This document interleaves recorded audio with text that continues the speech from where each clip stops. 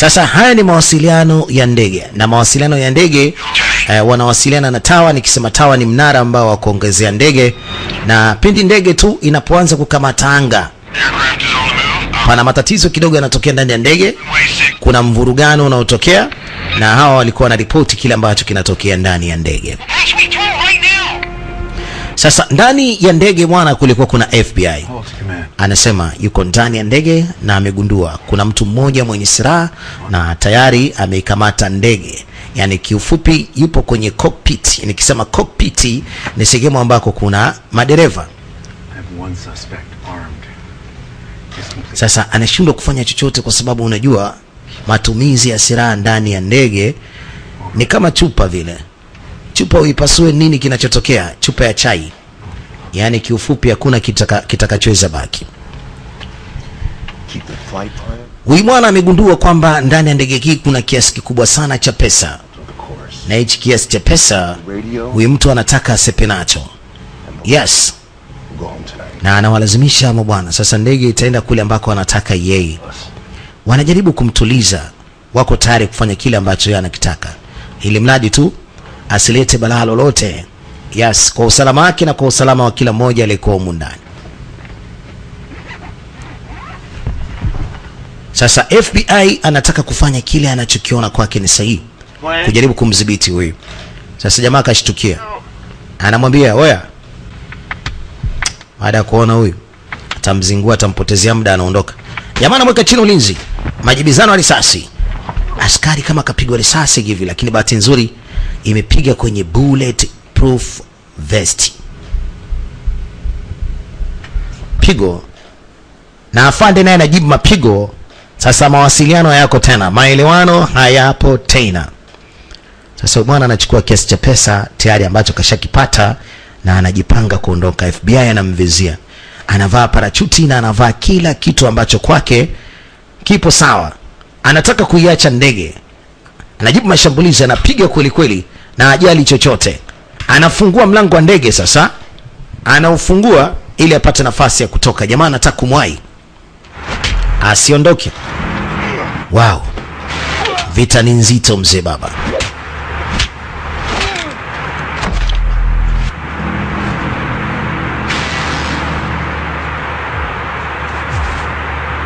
Drop your weapons and give up the money.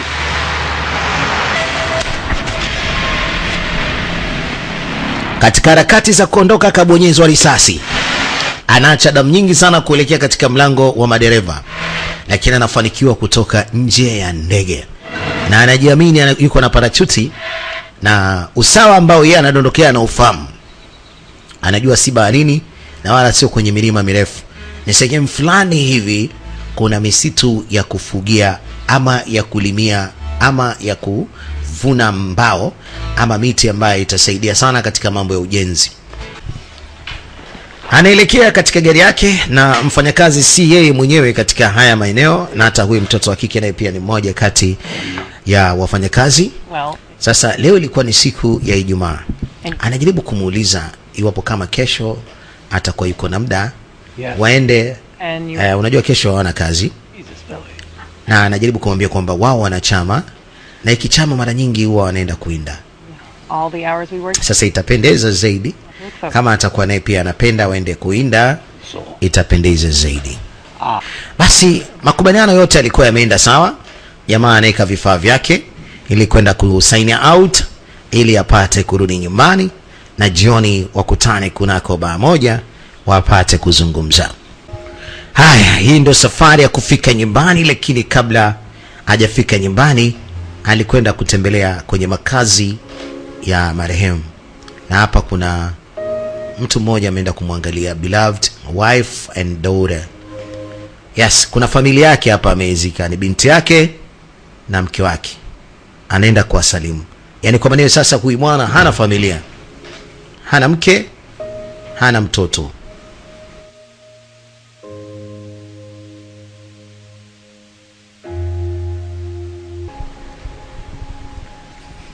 Basi maisha yakiendelea, na usiku ni huu hapa umeshafika. Kumbuka wale wawili waliediana wakutane katika maeneo waje kubadilishana mawazo, na kama ikibidi basi wa kesho waondoke. Lakini katika motel ama hoteli moja, mara nyingi hoteli kama hizi zinawapokea wasafiri ambao wanapita kuelekea katika miji mingine. Sasa huyu bwana akapigiwa simu na bosi wake, anajaribu kumuuliza vipi kuhusiana na pesa ambazo huyu bwana amemtuma aende akachukue. Sura mkumbuka yule jamaa aliyetoka ndani ya ndege akiwa amepigwa risasi. Yule ni mtu wa huyu mzee, lakini kikubwa huyu mtu alikuwa anataka kukimbia na hiyo pesa. Sasa amemtuma kijana wake hakikishe kwamba anaenda kufika katika eneo la tukio, kwa sababu hizo pesa ndani yake kulikuwa kuna truck. Umeona? Hiyo truck inaonyesha kwamba pesa ziko wapi. Anamwambia usiku huu unalala hotelini, wewe una nini wewe? Una raha gani? Hebu nenda kanichukue pesa yangu. Bwana anamwambia bwana, usinifundishe kazi mzee. Umenipa kazi, basi acha mimi nifanye wajibu wangu. Nimeshafika katika mji huu, kesho asubuhi nitaenda kuchukua pesa yako. Yuko nyumbani anajiliwaza kwa hili na lile, lakini ni mtu mwenye mawazo. Unajua amefiwa na mke na mtoto. Yaani hata pombe ambayo ameenda kuipata sio kwamba imembadilisha mawazo, hapana. Bali ni pombe ambayo imeendelea kumfanya amkumbuke mke wake. Asubuhi kumekucha na makuchake, msitu mzito ambao unavunwa mbao zake ama miti yake ni huo hapo mbele yetu tunauona.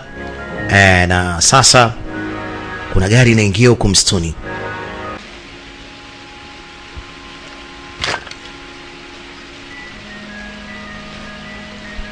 Haya, kwa sababu amekuja chaka, basi hakuna budi kujitengenezea kambi.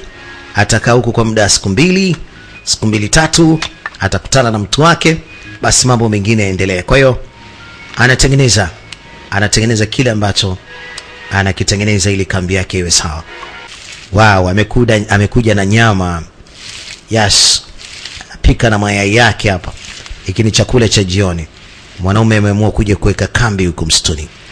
Sasa tupo katika kituo cha polisi ambacho kipo kati ya mji huu hapa, ambapo kuna tukio lile ambalo limetokea. Kuna askari anakuja kutoka makao makuu ya jeshi, na askari huyu ameagizwa kuja kusaidiana na local police, ikiwa anasema ni maaskari wa mji huu kwa ajili ya kumtafuta yule mtumiwa aliyekimbia na pesa, yule mtumiwa ambaye kadondokea katika hili eneo. Kwa hiyo amekuja kuona na bosi. Akasema bosi yupo, ngoja nikuingize ndani. Anamgongea bosi wake. Bosi, What is it? Niambie. Howell here would like to see. Bwana, kuna kiongozi hapa amekuja, nataka kuzungumza naye. I figured it was only a matter of time. Habari zake tayari kashazisikia. Bwana mkubwa. Karibu sana. Naomba ukae. Sorry. Amemfahamu. Habari zake tayari kashazifahamu. Gave us a heads up. Leta taarifa. Poke it around. Bwana, lakini unajua kitu kwanza alichoambiwa huyu baba kwamba kuna mtu kadondokea huku msituni na amekuja huku huyu bwana kuja kufuatilia hili. Cha kwanza yeye ni kama vile kucheka tu. Kwanza hata haamini kwamba huyu mtu kama kweli atakuwa amedondokea huko msituni, na kama atakuwa ametoka akiwa salama, kwa sababu huo msitu una wanyama. Sijui kama huyu mtu wako atatoka salama. Sijui kama na sisi tutaweza kufanikiwa kumpata. Bali tu anamwambia afanye kile anachokiona kwa upande wake ni sahihi ili kuweza kumfikia muhusika.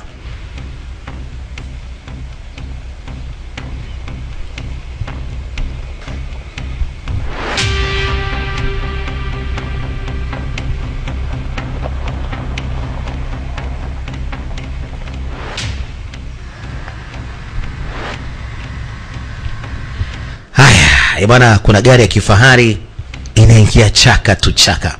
Sasa hii gari bwana imeingia na yule jamaa ambaye hii gari imeingia na mlinzi. Huyu ni mlinzi, na huyu mlinzi kazi yake ni kuwakaribisha wote ambao wanaingia msituni kwa ajili ya kuinda. Lakini akiwa anataka kufungua gate ili aweze kuingia katika majukumu yake ya kazi, kuna gari nyingine imeingia hapa. Na ina watu wangapi? 1, 2, na kuna mlango ule kule pia unafunguka, na hisi kutakuwa kuna mtu. Watu 3. Na tukimwangalia vizuri huyu bwana anayekuja mbele alikuwa ni yule jamaa aliyepewa kazi ya kuja kutafuta pesa. Niwasaidie nini wakubwa? Nasema vizuri, wao wamekuja kwa ajili ya kufanya utalii huku, na wamekuja kwa ajili ya kuinda na vitu kama hivyo. Good, that's good. Sasa akamwambia kama mmekuja kuinda kwanza mna vibali. Na cha pili mbona kama vile hamjajiandaa kuinda, mavazi mliyovaa sio hayo. Alisema mbona uko na tension sana? Mbona unakagua kama vile mkaguzi? Kuna dada jamaa akachomoa bunduki. Sasa hapa bwana mkubwa ameshaingia kwenye 18 zangu, sasa sikuchomoki. Hapa lazima nikunase, lazima nikulende. Yaani lazima nikutandika, nikurembeshe, kudalikiza. Lakini ghafla Benivu anakutana noti ya kwanza. Ni mtego ama ni nini? Mbona pesa tena? Inakuaje? Hizi pesa zimetokea wapi? Sasa ndipo anaangalia chini vizuri, alichokiona hakuamini. Sasa taratibu ilibidi aanze kuzifuatilia zile pesa. Pesa zilikuwa zinamwagika tu. Zilikuwa zinapepesuka tu. Zilikuwa zinaenda huko na kule. Na ndipo alipokuja kuona kuna kitu kama vile ni wanaita parachute. Yes, alafu kuna mtu amekaa pembeni kitambo sana kashakufa. Yaweza kuwa kashuka na parachuti, kwa bahati mbaya amekufa, amedondoka vibaya. Kiukweli bwana kadondoka vizuri, lakini hali yake ilikuwa sio nzuri kwa sababu ya kupigwa risasi sehemu mbaya. Kuna ndinga moja imeshakuja mpaka hapa.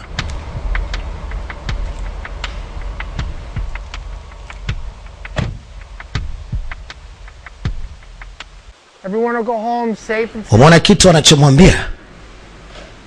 Wanamweleza tumegundua kwamba una pesa zetu. Sasa naomba uweke chini, hiyo pesa ni ya kwetu na ikuhusu. Na hatutaki kukuumiza. Ila kama unataka kuumizwa, utaumizwa.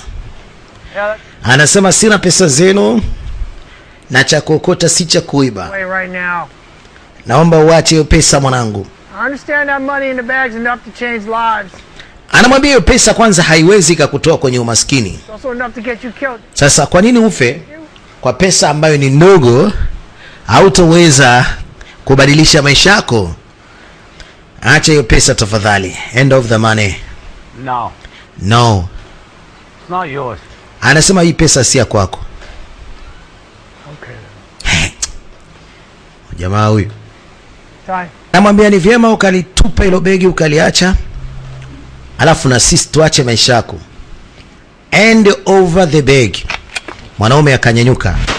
Hawezi kuachia begi, pesa ni nyingi. Hata kama ukiwa na wewe lazima utaingiwa na tamaa. Utasema mbele za watu mimi nitaacha begi ya mtu, lakini ndani ya moyo wako utasononeka sana. Huu ni utajiri, unaweza kubadilisha maisha yako na ukawa ni tajiri maisha. Wow. Jamaa anacheka anasema kwa hiyo umeamua upoteze maisha. Basi hamna mbaya. Ngoja tuonyeshane sasa. Wow. Sio mchezo. Mwanaume kachukua mkwanja anasepa. Yaani baada ya kuwazubaisha lazima wazubae. Moto ni mkali ule. Walipojificha yeye kapata nafasi ya kuchomoka na amesepa. Wanakuja kumcheki hayupo, kitambo sana kashasepa. Sasa huu ni mtihani, waanze kumtafuta kwa mara nyingine tena. Sasa bahati nzuri si wana kitu ambacho kina track ile pesa. Na ule jamaa ajui kwamba ndani ya ile pesa kuna track a device. Yaani popote pale anapokwenda lazima ajulikane wapi anaenda. Ameondoka na pesa nyingi sana. Hakikisheni ya kwamba mtu huyu aondoke katika macho yenu. Ni lazima tumnase kwa hali yoyote ile. Nafikiri tumeshaweza kuelewana. Kapigeni kazi.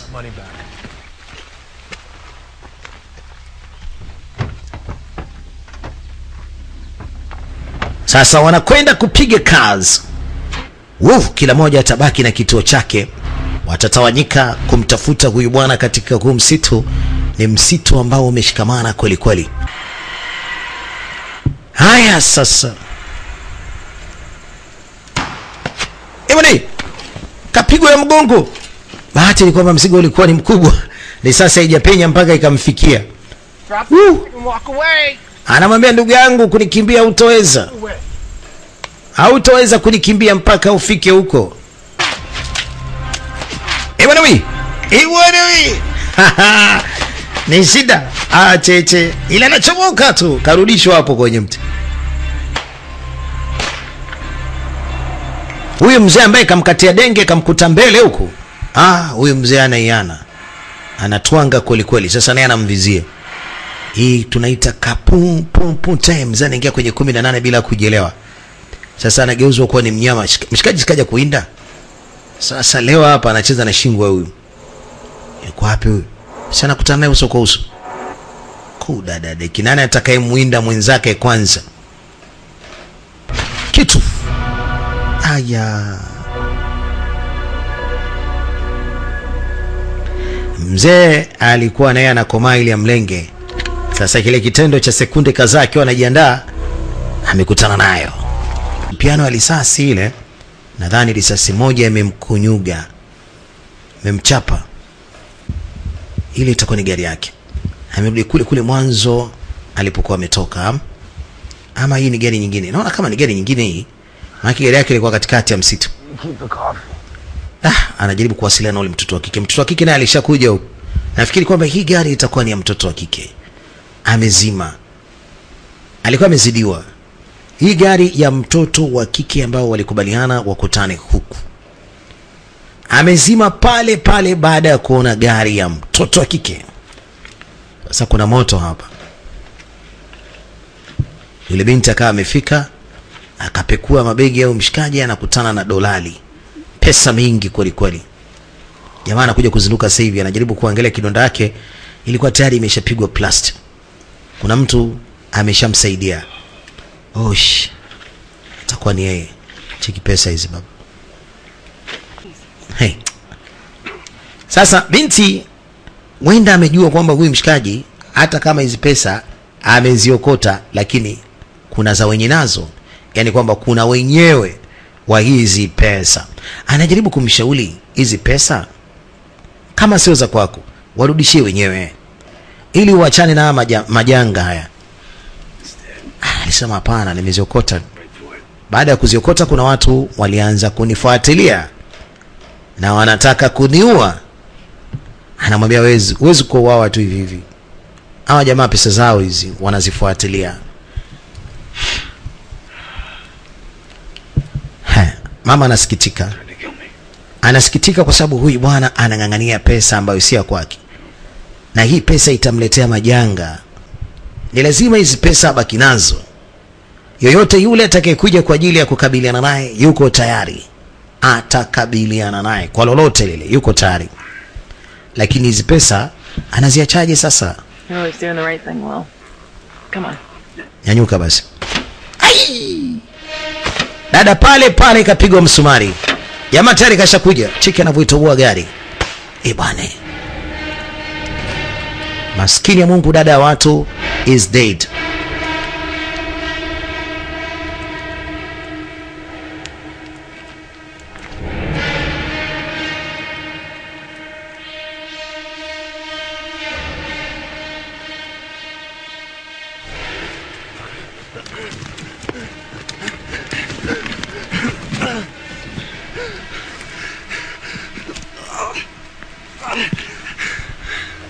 Anakuja kushtuka tayari mtoto wa kike kashauawa na mtoto wa kike alishamwasa sana. Rudisha pesa za watu, si za kwako. Hebu angalia jinsi alivyompunza sasa. Na yeye mwenyewe nusura uawe. Amefanikiwa kukimbia kwa mara nyingine tena. Anafanya na chikiwezo. Na anataka kuandalia bomu wa washikaji. Wacha waje. Anawekea ile tracking device katika chupa ya chai. Kuna diki zake ana milipuko hii hapa. Sasa wa jamaa waache waje. Nataka niwaonyeshe show ya kibabi. Watanijua kweli mimi ni mzee wa kazi hizi. Mshaingia kwenye 18. Ngoja sasa niwaonyeshe. Si mmeifuata hiyo track, mmeona mko hapo kwamba ndio pesa ipo. Yaani waonyeshe. What is this shit? Hii maana yake nini? Wewe bomu hilo. Kitu. Sasa kaona pesa imeandikwa kabisa bomu. Sasa kauliza eti ndo nini? Ni nyenze tu. Anajaribu kuangalia mtu kapiga risasi kutokea wapi. Asija kapigwa na yeye. Miwani yule mbaba imepigwa kule.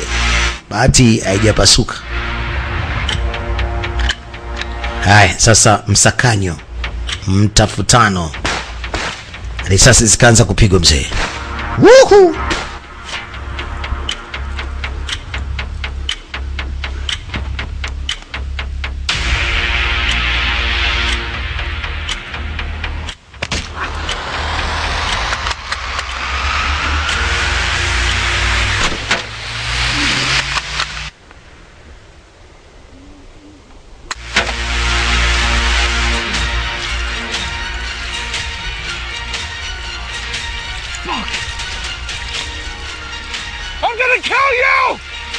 Mimi nitakuua wewe. Nitakuua. Chenzi kabisa. Wewe huwezi ukanifundisha adabu hivi mimi.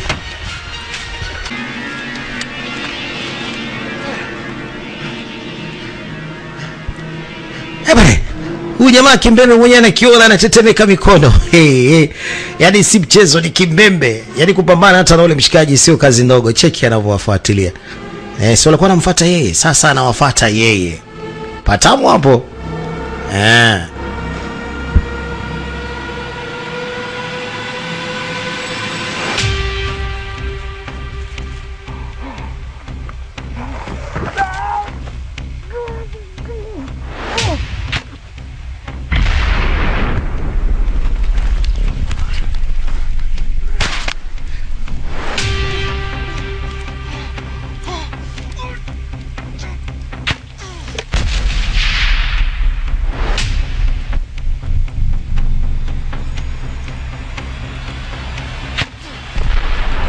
Anamfuata huku. Kwa bahati mbaya sana akapigwa mzee.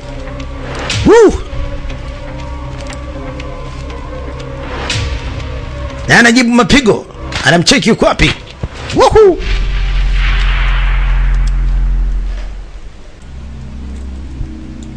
Kidume kinachomoka. Anamlenga huyu jamaa. Piga risasi. Sikio langu. Huyu jamaa mwanga huyu. Mshenzi kabisa, anataka kuniua mimi.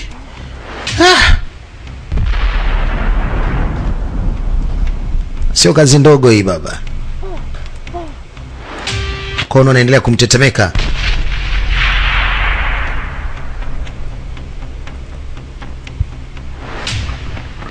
Sasa kaona hapa pafai. Hapa sasa ni kukimbia. Huyu jamaa atanifikia. Ataniua. Hapa ni kukimbia hapa.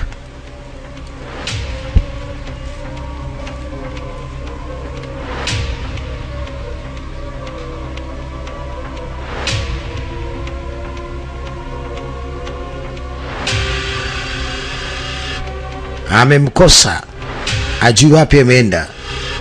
Jamaa kakimbilia msituni, kaonana na jini. Yule mtu hafai, ni wa kukimbia. Alikimbia.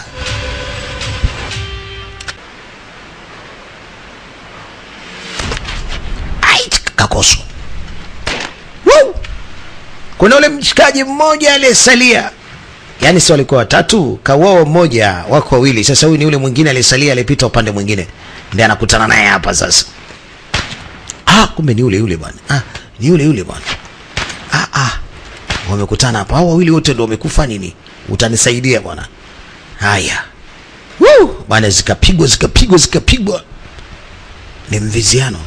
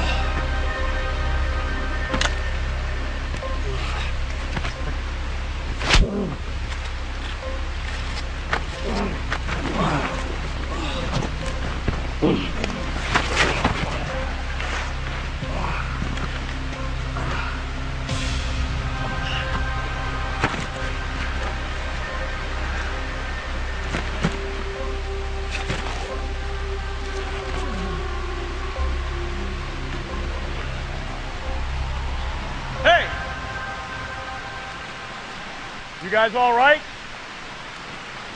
We heard a lot of gunfire down here.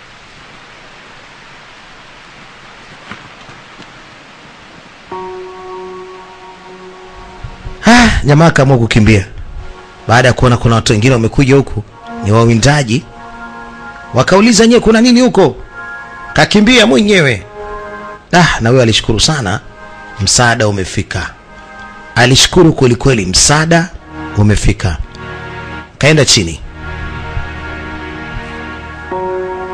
Sasa wakati huu hatukumuona yuko na begi hatujui wapi lilipo.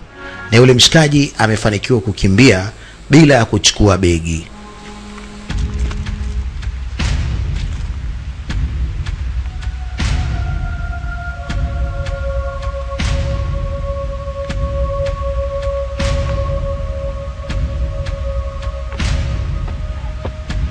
Man, you look like you need a hospital. Mwenye pesa kaja. Eti unakuja kuniambia eti kapelekwa wapi hospitalini? Yeah. Ndio. Probably could use a hospital. Lakini anamwambia hamna shida. Ila na wewe mwenyewe hata sitaki nikuone. Bosi gani wewe? Una mdomo kuliko hata mzaramo. Wewe ni aje? Kamtwanga risasi bosi wake. Taki mazoea. Sasa ukapata begi lakini sijajua kama pesa zote zimeenea. Naona kama begi analo hapa. Hebu tuangalie kwenye begi kweli kuna hela.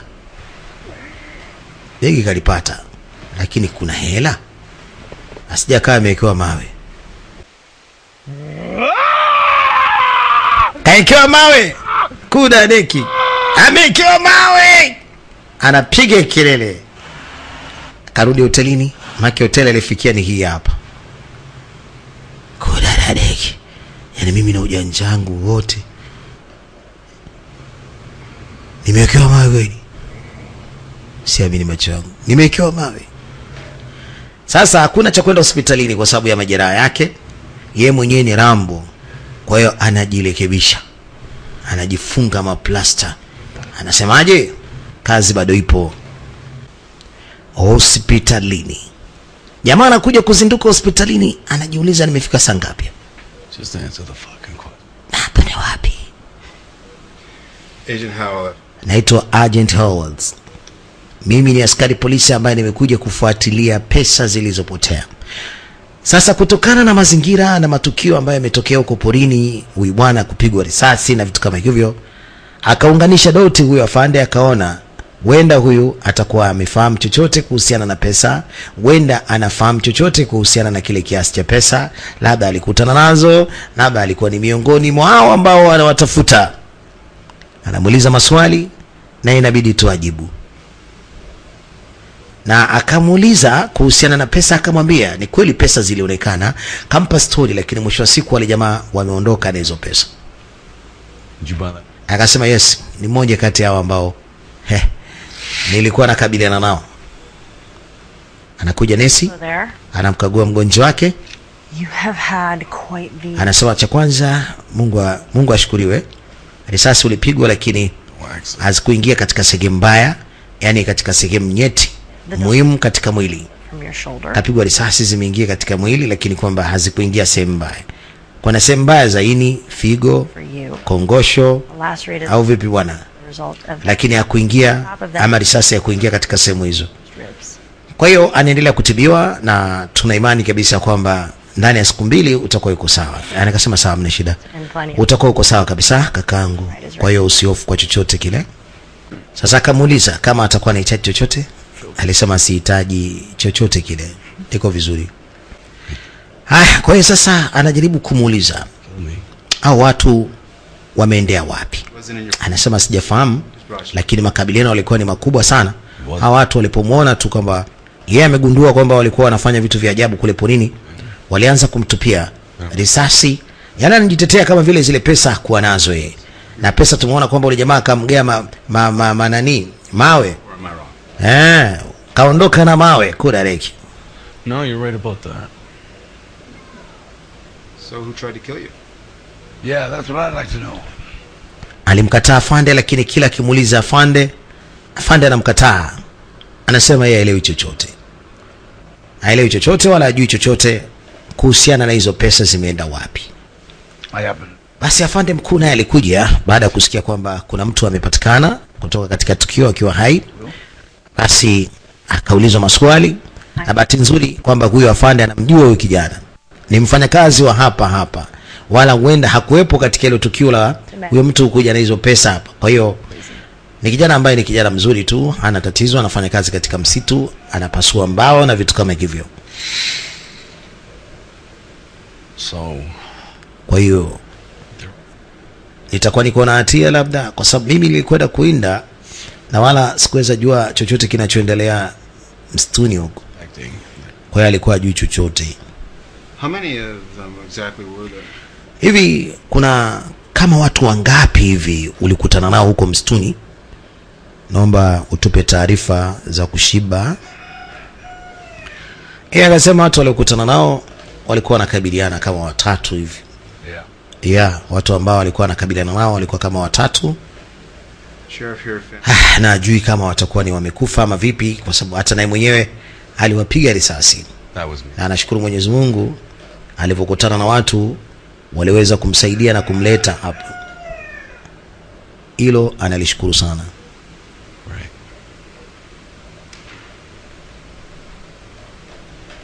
Basi mdada anaendelea majukumu yake, yupo reception, mapokezi. Reception. Iko mapokezi kwa mtu wote atakayekuja kuhudumiwa, kama ni mgonjwa ama kama kutakuwa kuna mtu amekuja kumwangalia ndugu yake ama taarifa zozote zile. Sasa anaanza kuhisi kama kuna mtu hivi ameingia hospitalini lakini hajitokezi. Akataka kumjua ni nani. Alianza kuita, "Nani wewe?" Na alianza kusogea ili aweze kuona kuna nini.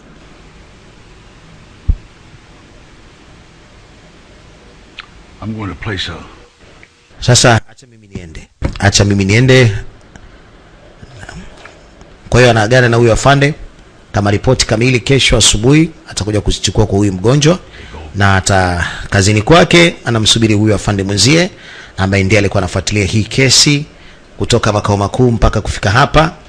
Kwa hiyo kwa upande wake anasema hana neno, kila kitu kipo sawa, na huyu mwana mdogo anamjua na taarifa zake anazotokea ngali mdogo kwamba ni kijana tu mfanya kazi, ana tabia wizi, ana tabia udokozi, anafahamu mpaka pale ambapo familia yake ilipoteza maisha. Ugua pole. Bwana mkubwa, tutaona kesho asubuhi ofisini. Basi na huyo afande mwingine akawa hana la kuongea zaidi ya kumwambia atafuatilia hili. Japokuwa anakana na kukataa, lakini anafuatilia hili ili afahamu kweli. Will's a good man. Lost his wife a few years ago. I don't want you to think... I don't. Bwana anasema anamjua sana huyu mtu. Anamjua tokea nyumbani kwao. Anamjua vizuri sana. Mimi najaribu kukuambia ukweli. Ni kiasi gani huyu namjua mpaka na wazazi wake, mpaka alipopoteza watoto wake. Ni kijana ambaye ni kama kijana wangu. Yaani anamjua tokea ngali mdogo na anamjua mzazi wake kiujumla. Sure, I'd love a cup of coffee right now. Yeah, okay then. Kwa hiyo haina haja ya kuhangaika. Huyu nesi yuko wapi hapa? Anasema siku zote anapokujaga hapa hospitalini lazima hapa kwenye hili dawati la mapokezi lazima kuwepo mtu. Sasa yuko wapi? Akaanza kumuita. Diane. Alianza kumuita. "We Raya. Raya. We Raya Ahmad." Huyo alikuwa tayari, maskini ya Mungu. Huyo binti ameshapoteza maisha. Afande ilibidi achome bunduki ajipange. Wezi amini. Taa zilizimwa, anasikia kuna milipuko ya risasi. Wale maafande wawili, mmoja tayari kashapigwa risasi ya kichwa ule mzee. FBI huyo hapa anakabiliana naye. Patamu hapo. Hospitalini jamaa akaja kufuata pesa yake.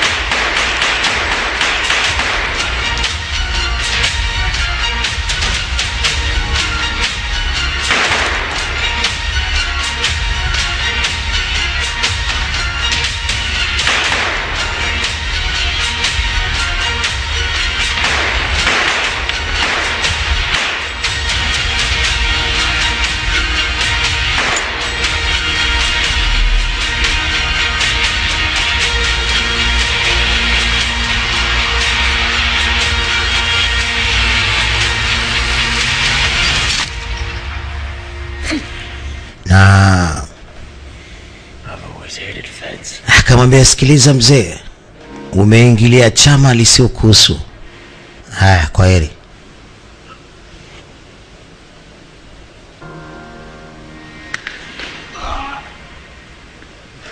Hayataka mwenyewe. And you'll bleed and die out soon. Such an easy job till I got blown out to this fucking mess room. What room is he in? All this. Just to kill one man. Not about killing a man. It's about doing a fucking job. Shenzi kabisa mtu. Shenzi, umeyataka mwenyewe. Haya, sasa anamfuatilia mwana mdogo amuone yuko wapi. Na kimnasa atakoma.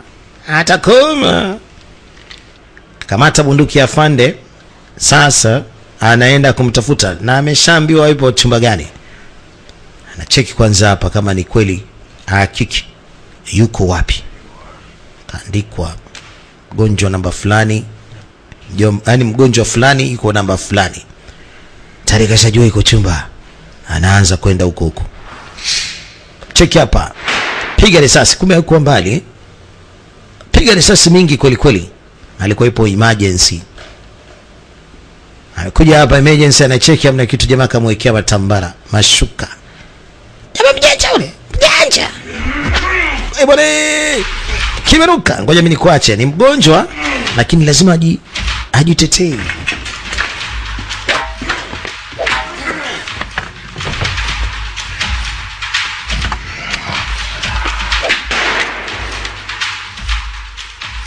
Only one of us is gonna leave here alive. That's a guarantee this time.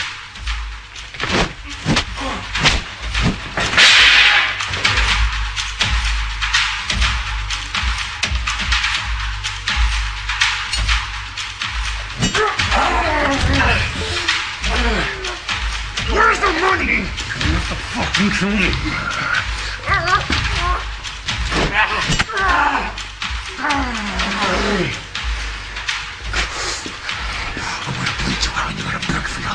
Where's the fucking money?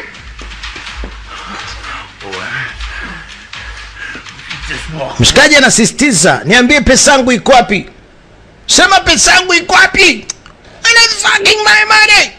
Where is fucking money? Pesa iko wapi? Pesa nakwambia iko wapi? Aseme mwenyewe pesa iko wapi? Hala, asimlete mambo yake ajabu. Piga risasi nyingi kwa dadiki kabla hata hajamfuata. Kuishi naye. Kuisha. Ili jamaa bado linataka limfuate tu. Na risasi zote alizopigwa, pigo ya kichwa. Deki. Afande kaja kamaliza kazi. Afande alipigwa sindano ya kwenye tumbo hapo. Bahati nzuri yuko hospitalini, kwa hiyo anaweza akapewa msaada tu. Yaani hapa ni kama mbuzi kadondokea kwenye machinjio. Kwa hiyo lazima achinjwe. Mambo ndio yamekuwa kama hivyo. Huyu jamaa shule imeisha. Na bahati nzuri hata naye mwenyewe kaua kundi lake lote. Kwa hiyo si mbaya. Kwa hiyo shule imeishia hapa. Pesa itakuwa ni salama salimini na atakuwa na uwezo wa kuitumia pale anapoitaka. Basi kama kawaida yake huwa anakwenda kuwapa salamu watu wanaowapenda. Alikwenda makaburini tena, ameleta ua. Hapa ni Billy, huyu ni mtoto wake. I'm so sorry, Billy. Bwana ameacha ndevu nyingi. Na nafikiri huyu ni Billy, atakuwa ni mzee yule. Ni yule mzee ambaye ni polisi. Ni kama baba yake, amezikwa. Sawa mzee wangu, nisamehe sana. Umekufa kwa sababu yangu. Pole. Kaacha ndevu nyingi, sasa unaweza kusema mtu mzima kweli kweli. Na kwa sababu ya ugonjwa ilimpelekea kutokunyoa ndevu. If only we had left 1 minute sooner.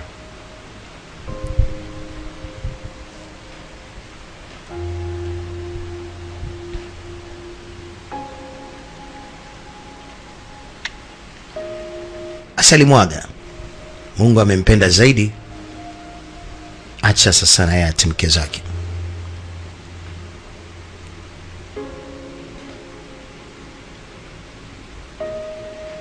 Hapo sasa ndo anakwenda katika kaburi la familia. Hapa kuna mke wake na mtoto wake wamezikwa. Unashangaa kaburi moja lina watu wawili. Huku ni magorofani. Yaani kiufupi mtu wa kwanza anaweza akazikwa chini kabisa, wa pili akazikwa sehemu ya pili, na watatu akazikwa sehemu ya juu, hata wanne naweza mkazikwa. Ni magorofani, mnapandishiwa tu. Yaani wazungu wana magorofa mpaka chini ya ardhi bwana. Mpaka kwenye makaburi mzee baba. Basi anakuja tu kuambia ameyapata maisha mazuri, lakini kwa bahati mbaya sana hawapo. Na alipigania hayo kwa ajili ya maisha. Afande amemfuata mpaka huku. Afande alikuwa na swali moja. Afande yeye anataka kujua ni kwa nini yule bwana alimfuata hospitalini. Lazima kutoka kuna kitu. Kama ni pesa, labda huenda huyu bado yako nazo. Umeona, yule jamaa labda huenda pesa hana, na ndio sababu Afande kuja kumuuliza hapo. There's still something bothering me, Will. Anasema kuna kitu kinanisumbua kichwani. What's that? Kitu gani iko? What that? Back for you. Anasema jamaa amerudi kwa ajili gani? Sijui, labda kwa sababu mimi ni shuhuda. Anaogopa iko siku ninaweza nikamtaja mahakamani ama sehemu nyingine, wherever. Never seen it. Anasema hapana, mimi na wasiwasi kabisa kwamba hao jamaa wanachokitafuta walikuwa bado hawajakipata na uenda unacho. Oh. Mimi sina. Yeah. Sielewi chochote. Reason. Anasema nitakuangalia mwanzo mwisho. Anasema hata kama ukiwa kofia yangu, ukiwa nywele zangu, sio mbaya. You risked it all to come back and murder. Anasema chochote kile atakachokiona kipo sawa, Why? atamtafuta amuulize. He's dead, right? Anasema sikiliza nikwambie kitu. Kapotea mpaka huyu mtu ambaye ninamchukulia kama babangu. Acha kunizingua bwana. Afande, They never did. wewe ni acha. Anasema yeye sawa, haina shida, nengeneka. Nitakuja kukuweka mikononi. Basi fleshi, wewe niweke mikononi unapotaka wewe, fanya kile unachokijua wewe. Hakuna shaka. Itapendeza vizuri zaidi. Lakini nimekueleza kwamba mimi sina chochote ambacho ninaweza nikakupa. Kiukweli sina jibu. On the surface? Yes, you do. You know what? I think now's a good time for change. Fresh start.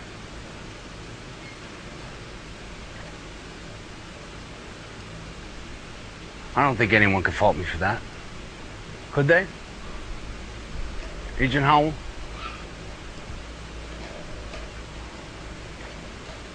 There's nothing wrong with new beginnings.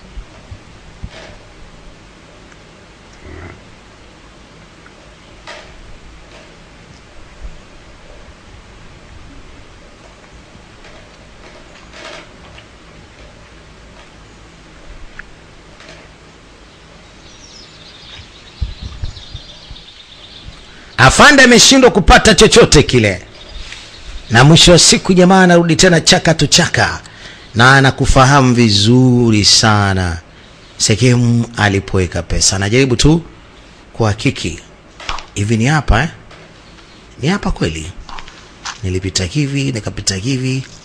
Amekuja na begi yake ya nyumbani na pesa alificha chini. Sasa anakuja kuikagua ili achukue mshiko wake. Mwanaume asepe. Yes. Kuna nini tena?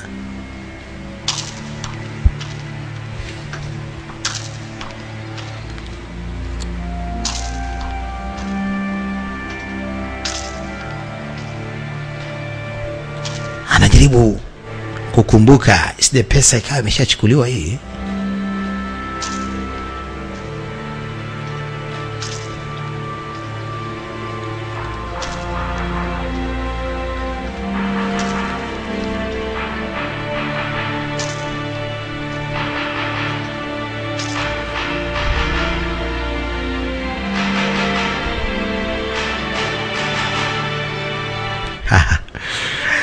Bwana, kumbukumbu zake zilikuwa zimeenda sawa, na mwisho wa siku amepaona na pesa ameiona. Mwanaume alianza kufukua kama anafukua mihoho. Lakini hapo kuna madorali, pesa za kutosha. Wewe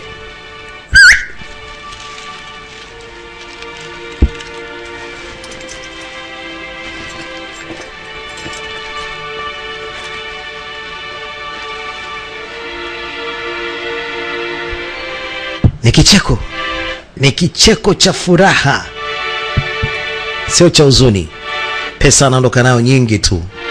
Hiyo pesa hiyo ana uwezo wa kubadilisha maisha yake walau kidogo. Bwana, kazi ya kufa mtuki hapa. Hunting Games inaisha kama hivi kutoka ndani idara ya Atrich, na ulikuwa nami kipindi chote. Mimi niite DJ Mark, niite Jemashine. Tutaonana tena katika vigongo vijavyo.